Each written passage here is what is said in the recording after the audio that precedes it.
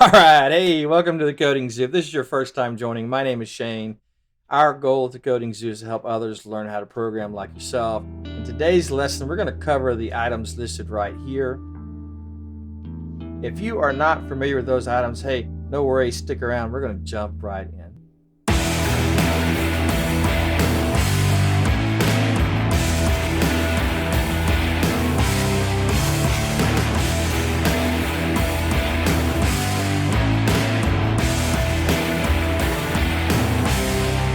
All right, hey, let's go ahead and get started. Before we do so, though, I just want to mention if you like this video and in the end, go ahead and click that subscribe button below. That helps us a lot.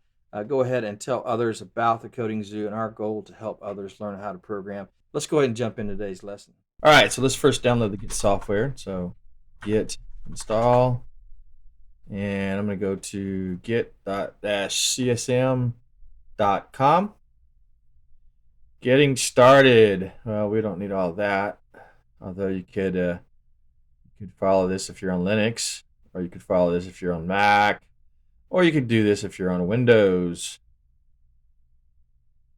Let's go download it from Windows. Here we go. Do I want to keep it? Yeah, I want to keep it. Come on, download. Download is done. I'm going to open it up. It's going to run. There we go. Next, choose where you want it to be installed.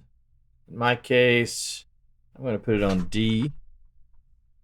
My C drive's about full. Hit next, choose yes.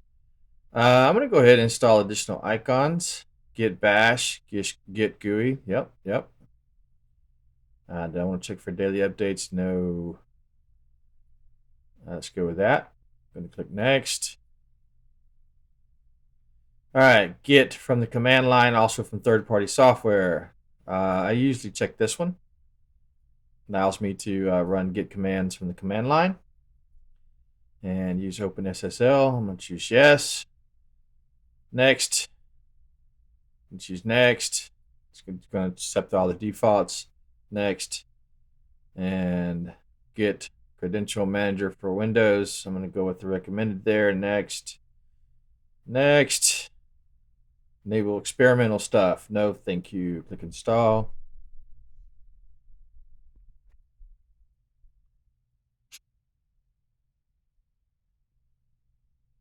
All right, so view release notes. No, thank you. Go ahead and launch Git bash. You can do that. Click next. You can see how it launched this Git bash. You can use this or not. I'm going to close it. And I'm going to open up command prompt, just a regular Windows command prompt. So if it installed it correctly, I should be able to do that. There you go. Tells me all the commands I can use. Git version. Tells me to git version.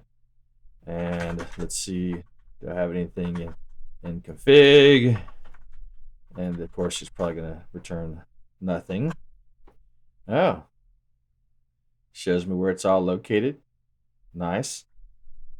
Let's go ahead and set up some of the config just for later. Config.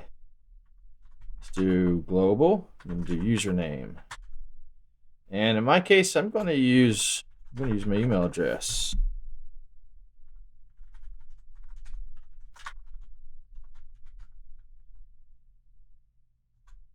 And we're going to do git config. I'm also going to set the email. Also going to use my email address. Notice there's no quotes this time. And there we go. Got it set. Now I use the global option so that it would be used across all of my Git repositories. The username and email is what would be used when you're talking to other Git repositories. Now if I wanted to make sure that stayed, I could do git config. Let's do git config user.name, see what it says. There it goes. So there you go. That's it. We now have Git installed. You can create your own repository by doing git init, or you can pull one down from GitHub and you're all set. So in our next lesson, we're going to go ahead and use the install Git client here to actually pull down a Git repository. We'll show you how to create a Git repository in GitHub and how to pull it down.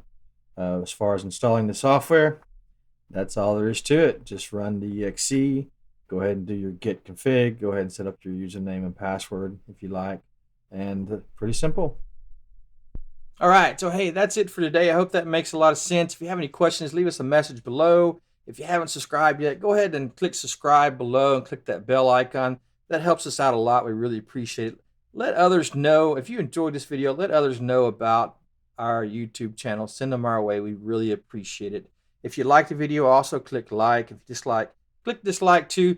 Leave us a message. Let us know how we can improve. Leave us a message. Let us know if you have any questions. We'll definitely get back to you. So that's it for today. I just want to say thank you, and I hope you have a great week, and we'll see you next time. Bye.